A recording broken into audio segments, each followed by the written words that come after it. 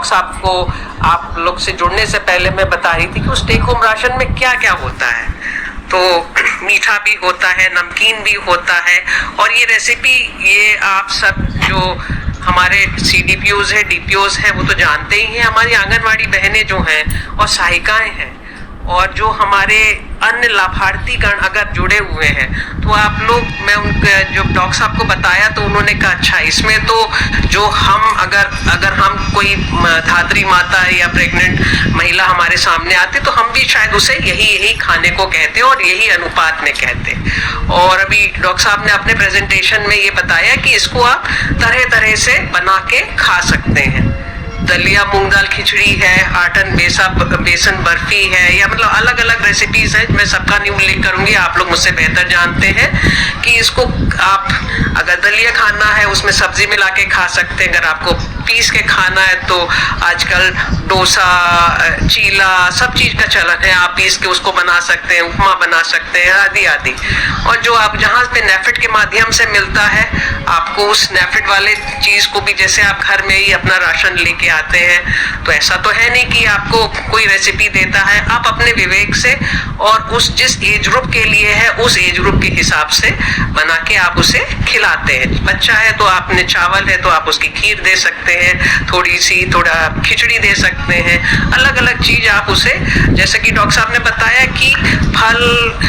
बच्चे का कोई टेस्ट नहीं है, वो हम ही लोग हैं जो उसमें घुस के कि चीनी है, चीनी बहुत बढ़िया है तो चीनी डाल देते हैं, जल्दी जल्दी खा लेगा मगर उसका नुकसान होगा। जो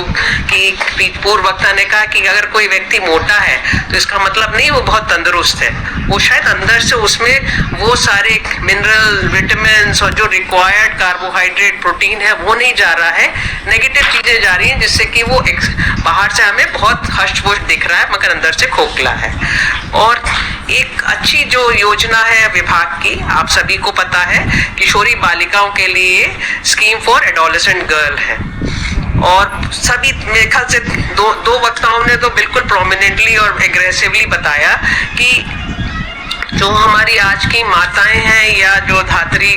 जो प्रेग्नेंट मदर्स हैं, वो उनकी मतलब फाउंडेशन है किशोरी अवस्था से ही उसकी स्थापित होती है। और जैसे हम सभी के घर में बेटियां हैं या बहनें हैं, तो अब आज के उसमें समाज में आप देखेंगे, पहले शायद भले ही भेदभाव होता हो, आज के दिन में समदृष्टि से देखा जाता है। कुछ हद तक इसमें सरकार का भी रोल है कि एक हम लोग समय समय पर महिला कल्याण विभाग से मिशन शक्ति चलाते हैं, जिसमें उस अन्य सभी योजनाओं की जानकारी देते हैं। और उसमें कई सारे पहलू हैं, जैसे बाल विवाह है, बच्चे की पढ़ाई है, पढ़ाई के लिए कन्या सुमंगला योजना है, और विभिन्न तरह की योजनाएं हैं जिससे कि एक बेटी को उसका लाभ मिल सकता है। तो अगर उसके खान पान में भी ये SAG scheme for adolescent girl शायद उसी को ध्यान में रख के की गई है कि 14 से 18 आयु की जो बेटियां हैं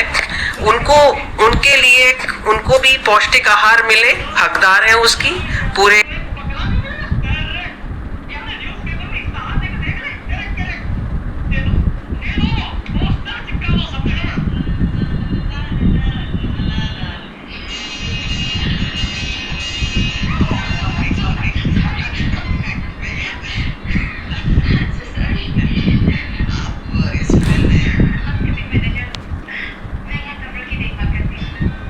को नहीं बल्कि आप उनके परिवार वालों को भी बुलाते हैं। जैसे कि एक डॉक्टर साहब ने कहा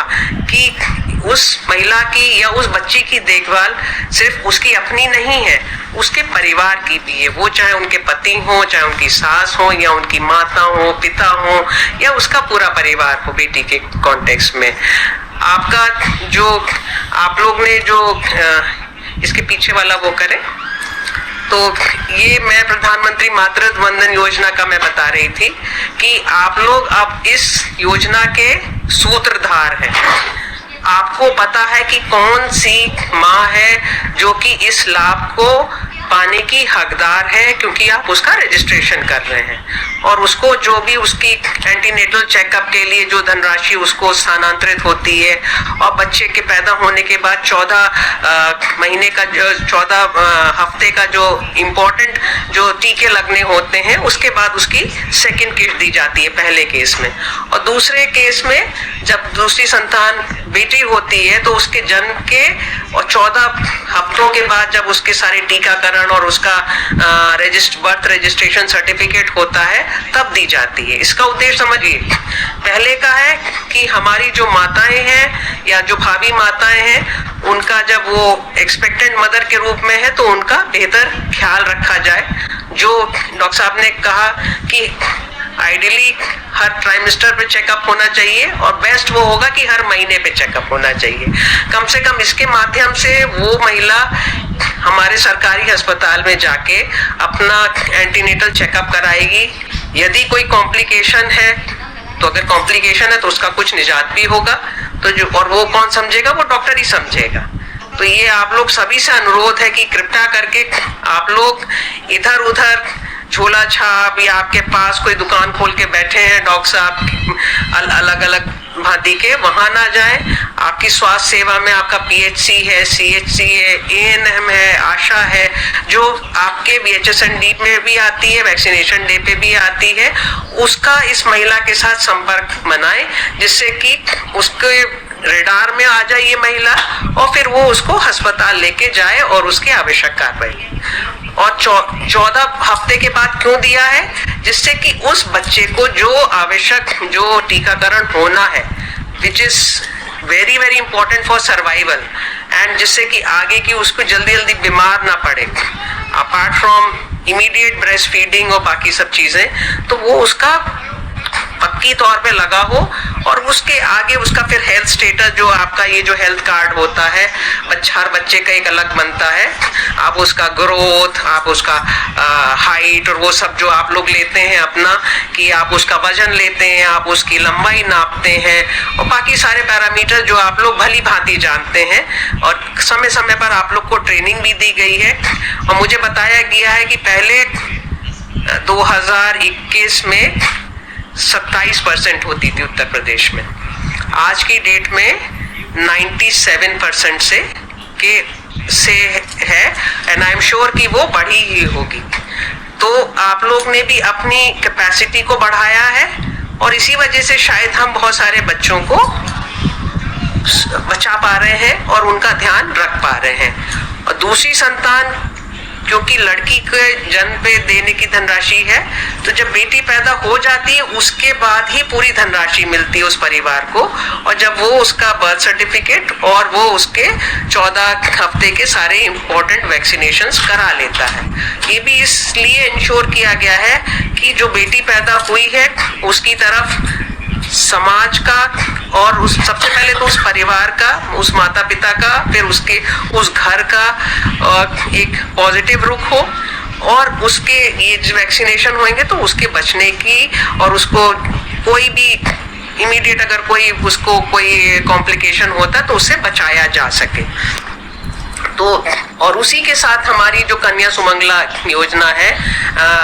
महिला कल्याण विभाग की, उससे जुड़ी हुई है कि उसकी पढ़ाई के लिए समय समय पर जब तक कि वो अपना बीए ना कर ले, आईटीआई से कोई अगर ट्रेनिंग करना चाहती है, और उन लड़कियों को आगे भी सपोर्ट किया जाता है। 25,000 तक की धनराशि उस परिवार या उस बच्ची के लिए सुरक्षित है, जिससे कि उसकी पढ़ाई निरंतर चलती रहे। ऐसा ना हो कि वो ड्रॉप आउट हो जाए, वो फिर स्कीम फॉर एडोलेसेंट गर्ल में आ जाए। हम नहीं चाहते कि स्कीम फॉर एडोलेसेंट गर्ल ज्यादा नंबर में बच्चियां हुए। हम चाहते हैं सब पढ़े, सब उसी कन्या सुमंगला योजना से क्या ही लाभ लें। हम इसको बिल्कुल नहीं डिस्ट्रीब्यूट करना चाहते। ये मतलब हमारे लिए शर्म का विषय है कि हमें इस तरह की स्कीम लानी पड़ रही है, जिससे जो बच्चियां ड्रॉप आउट हो रही हैं और जो जिनको स्कूल जाने का मौका मतलब पहले जा रही थी अब नहीं जा रही, किन्हीं कारणों के वजह से, उनको हमें इस तरह का एक सुपोषण के रूप में देना पड़ता है। अब ये तो हमारी आंगनवाड़ी बहनें अच्छे से जानती हैं और मैंने कई जगह देखा है। मुझे पहली बार मुझे मौका मिला था जब मैं एस्पिरेशनल डिस्ट्रिक्ट के कार्यक्रम के तहत भारत सरकार से चित्रकूट जनपद में जाती थी। वहां पे गोद भराई और इसका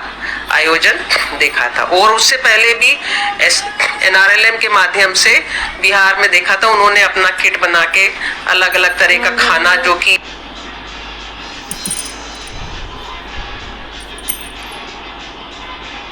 नहीं है कि आपने टीवी पे ऐड देखा, ये वाले डिब्बे वाला दूध, वो वाला फलाना सत्तू हो, चाहे वो सब्जी हो, चाहे वो चाहे वो सहजन हो, जिसको आप बहुत फैशनेबल हो गया मोरिंगा सब लोग कहते हैं, और उसकी पत्तियों का भी इस्तेमाल करना, और जो हमारी साग सब्जी फल हैं जो हमारे उस मौसम के हैं। क्योंकि अगर आप सोचें कि आज की गर्मी में अगर आपको कहे कि गोभी आलू की सब्जी खाओ, आप बिल्कुल गुस्सा हो जाएंगे, आप कहेंगे हमें नहीं खानी है, क्योंकि वो मौसम होता है, आपको अच्छा लगता है। आज के में आपको कोई लौकी, तुरई या आपका जो बाकी और कटहल भी है, टिंडा भी है, अलग अलग तरह की जो सब्जी हर मौसम के माफिक होती है, और शायद इसीलिए कि हमारा मन भी उसी से उसी तरह से प्रभावित होता है। आपको आज कोई कहेगा सेब खा लो, हम कहेंगे नहीं, हमें तो संतरा नहीं, हमें तो तरबूज, खरबूज, खीरा, ककड़ी खाना है। जाड़े में वही आपको खीरा ककड़ी देगा तो आपके क्या हमें जुकाम कराना है? तो वो सब हमारे जो सिस्टम में इनबिल्ट है, वो शायद हमारी मतलब आई थिंक पीढ़ियों की जो डीएनए के रूप में कहीं हमारी मेमोरी में है। तो शायद इसीलिए हमें बहुत सोचने की जरूरत नहीं है, हमें जो आसपास हमारा है उसी के हिसाब से आपको अपने जो आपके बेनिफिशियरीज आते हैं उनको काउंसिल करना है। वजन लंबाई का मैंने बताया ही, आप लोग अच्छा काम कर रहे हैं। कृपया करके ये छोटी सी, लगता तो बहुत छोटा है कि जाओ जल्दी जल्दी से नापें, लंबाई लें, वजन लें और चलो तुम आगे चलो, मगर ये बहुत इंपॉर्टेंट है। अगर सोचिए, अगर आपने गलत वजन और गलत लंबाई नाप ली तो फिर वो उस बच्चे की आपने वहीं से ग्रोथ ट्रैकिंग गड़बड़ कर दी। उसी तरह अगर माता की आपने गलत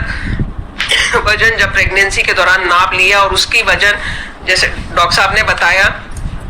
पहले 3 महीने में कम बढ़ता है, उसके बाद लगभग 1-1 किलो बढ़ना चाहिए, 10 से 11 किलो बढ़ जाना चाहिए। तो फिर आप उसको जो अगर कॉम्प्लिकेशन है, मतलब वो भी बताया कि अगर इतने ट्राइमेस्टर के बाद इतना बढ़ नहीं रहा है, इसका मतलब है कुछ जटिलता है जिसके बारे में डॉक्टरी सलाह ले लेनी चाहिए। तो आप सोचिए आप कितना बड़ा काम कर रहे हैं अपने छोटी सी इस, और आप कितने छोटे से आप कितना बड़ा चेंज लेके आ रहे हैं उस कार्यक्रम के क्रियान्वयन में। तो ये कुछ तस्वीरें हैं, और आप लोग घर घर भी जाते हैं और उस घर के माध्यम से जो माँ है उसका भी ध्यान रखते हैं, और निश्चित रूप से जब उस माँ के से कांटेक्ट करते हैं तो आपस बाकी परिवार वाले भी आपसे कुछ प्रश्न, कुछ आपसे जानकारी, कुछ एक संवाद करते होंगे, और उसके माध्यम से आप उस महिला को ही नहीं बट उस पूरे परिवार को टच कर रहे हैं और एक सोशल चेंज ला रहे हैं, या मानसिक सब। मैं कहती हूँ कि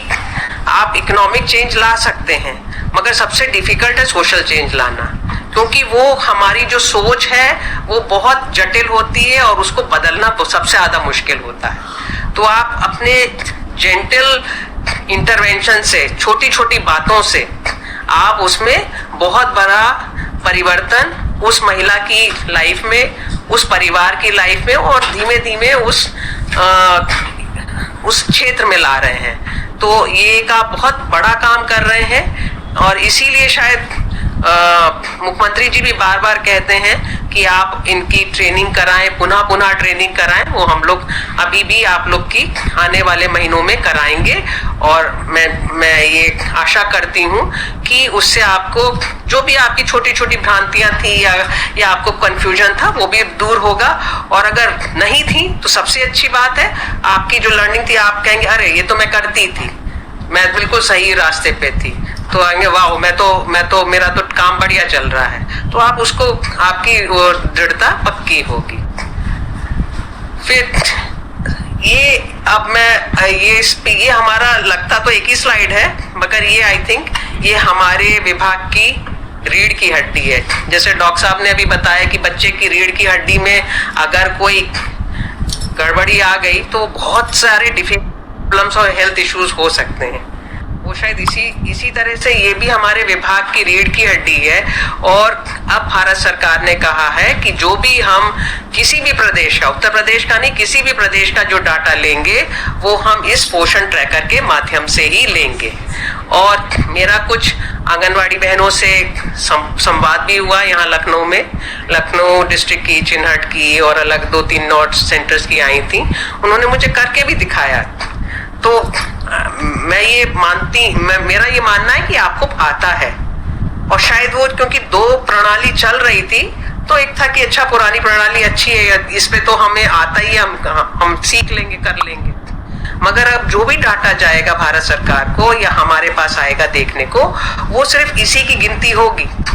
और अगर आप इस पोषण ट्रैकर पे आपने जो कारगुजारी किया है, आपके जो अलग अलग कार्य क्षेत्र में आपको को कहा है, अगर उस पर नहीं चढ़ाएंगे तो हम लोग कहीं मिस आउट कर जाएंगे। आप भी मिस आउट कर जाएंगे अपना अच्छा काम दिखाने के लिए, और हम भी मिस आउट कर जाएंगे। और निश्चित रूप से मैं आंगनवाड़ियों को, सभी को कहूंगी, आंगनवाड़ी सहायिका को, आंगनवाड़ी वर्कर को और सभी को, कि आपकी जो हमारी आंगनवाड़ी मुख्य सेविका बनती हैं, आप लोग के अच्छे काम के माध्यम से ही आप लोग सेलेक्ट होते हैं, जो आप लोग का प्रमोशन होता है। तो आप जो अच्छा करेगा, जो वही बोलेगा और उसी के ऊपर वो आंका जाएगा। तो कृपया करके इसको अपना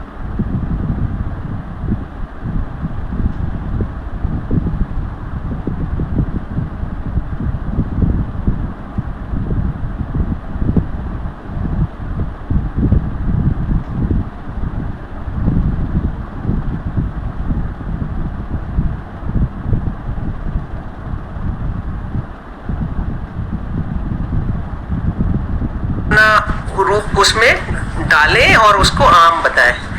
और पौष्टिक आहार के बारे में बहुत ज्यादा मैं नहीं कहूंगी, क्योंकि डॉक्टर साहब लोग ने जितना कहा है वो काफी है। आप लोग ने अच्छा काम किया है और बस यही मैं रिटरेट करना चाहूंगी, जो डॉक्टर साहब ने कहा है आप उसे ध्यानपूर्वक आप लोग ने सुना होगा, आशा करती हूँ, उसको क्रियान्वित कराइए। और जब तक मैं तो ये मानती हूँ कि अगर हमें अपने जो हमारे पास अपने आप में और जो हमारे आसपास है उसमें अगर एक अपना सेंस ऑफ प्राइड नहीं होगा और उसमें विश्वास नहीं होगा, तो फिर वो कभी नहीं कोई भी उसमें आगे चल पाएंगे। और ये सब जो चीजें जो डॉक्टर साहब ने बताया था, ये सब आज ही नहीं है, ये ट्राइड और टेस्टेड है पुराने समय से। हम सब लोग ने अपने घरों में देखा है, अपनी दादी से, अपनी नानी से, अपनी सास के माध्यम से। उन्होंने समय समय पर कोई पढ़ाते नहीं थे मगर दे देते थे। फिर आपको बाद में अब मैं बहुत सारी चीज देख रही थी तो मैं सोच रही हूँ अच्छा ओके इसलिए कहते थे, और लोगों को इसको फॉलो करने का प्रेरित करें। अब आगे अब ये जो मातृ पोषण को सुदृढ़ करने में आंगनवाड़ी और कारकत्री की जो भूमिका है, तो अभी मैंने बहुत कुछ कहा तो मैं इसमें रिपीट नहीं करूंगी। मैं कहूंगी जो आप कर रहे हैं उसको और अच्छे से करिए, फॉलो अप करिए, परामर्श दीजिए। पोषण के बारे में जब वो गोद भराई के लिए आती है उसको समझाइए। और कई जगहों पे मैंने देखा कि सासें भी आती हैं या उनकी नंदें भी आती हैं, तो वो एक इम्पोर्टेंट वो क्या कहेंगे, इन्फ्लुएंसर्स होती हैं अपने परिवार में। तो अगर वो घर का बड़ा कुछ कहता है तो फिर बाकी लोग भी लाइन में आ जाते हैं और वो उनको लगता है अच्छा ये तो ठीक है, अगर आप कहोगे तो शायद। तो ये आपके काउंसलिंग के ऊपर है कि आप अपनी बात कितने अच्छे से, जैसे डॉक्टर साहब ने एक बड़ा इंटरेस्टिंग वो दिया था कि वो आयरन खाने से काला हो जाता है। अच्छा ठीक है, कोई बात नहीं, तुम आयरन खाओ, 1 घंटे 2 घंटे बाद तुम कैल्शियम भी खा लेना, तो वो काले वाला नेगेटिव हो जाएगा। तो ये उनका व्यक्तिगत अनुभव से है, उनको पता है इससे कुछ नहीं होगा, बट इससे ये होगा कि कम से कम आयरन और कैल्शियम का कंप्लायंस दोनों तरफ हो जाएगा, क्योंकि वो महिला फिर आयरन भी खाएगी क्योंकि उसे पता है कि बच्चे में ये बीमारियां हो सकती हैं, अब मुझ में प्रॉब्लम हो सकती है, और कैल्शियम भी खाएगी क्योंकि उसे पता है कि मेरी भी हड्डियां मजबूत रहेंगी और बच्चे का भी जो हड्डी का ढांचा होगा वो भी बेटर ग्रोथ हो करेगा। और डॉक्टर साहब ने भी बताया कि बच्चे को दूध कैसे पिलाना चाहिए, बड़ा अच्छे से चार सा बताए कि सहारा सीधा करके रखो, सामने रखो, संपर्क में रखो, तो ये सब बड़ा, और ORS बनाने का इतना आसान सा कि कोई बात नहीं, अगर आपके पास हॉस्पिटल के पास वाला नहीं है तो 6 चम्मच चीनी, आधा चम्मच आपका नमक पानी में, सब साफ पानी में घोल के आप उसे साफ बर्तन में, साफ सफाई बार बार कही। तो कृपया करके इसका आप भी ध्यान रखें अपने आंगनवाड़ी केंद्र में, जैसा कि किसी ने अपनी लास्ट स्लाइड में दिखाया था, और आप लोग जो भी जिन लोग को काउंसिल करें उसके बारे में भी बताएं, तो निश्चित रूप से सभी के लिए लाभकारी होगा। और मुख्य सेविकाओं की भी बहुत, अभी हमारी 302 मुख्य सेविकाएं हैं जिनका हम लोग ने SIRD में बहुत बृहद 1 महीने का ट्रेनिंग कराया, और वो बहुत खुश होके गई। आई होप आप सभी लोग अपने अपने क्षेत्रों में बहुत अच्छा काम कर रही हैं, और मैं चाहूंगी कि जो आपने ज्ञान अपनी ट्रेनिंग में ग्रहण किया था, क्योंकि उस ट्रेनिंग के पीछे बहुत हार्ड वर्क था, डायरेक्टर ने काफी मेहनत करके सभी TSU से और सभी पार्टनर से मिलके बहुत बृहद ट्रेनिंग मॉड्यूल बनवाया था, तभी वो आप लोग का 1 महीने का कार्यक्रम जो आप लोग को बहुत अच्छा लगा, आप लोग ने बहुत कुछ सीखा, और कई लोग के लिए पहला मर्तबा था कि वो अपने घर छोड़ के बाहर भी आए थे। तो कृपया करके जो आप लोग ने सीखा है, आप उसके संबंध में जो डेटा का विश्लेषण और अपने अधीनस्थों को मार्गदर्शन दें, क्योंकि आपसे अच्छा और कोई नहीं हो सकता, क्योंकि आपने वो काम देखा है जो कि अब आप सुपरवाइज करें, आपको पता है कि कहाँ पे गड़बड़ियां हो सकती है, कहाँ पे शॉर्टफॉल हो सकती है। गोद भराई का दिन को कैसे गुणवत्ता पूर्वक उसको आयोजन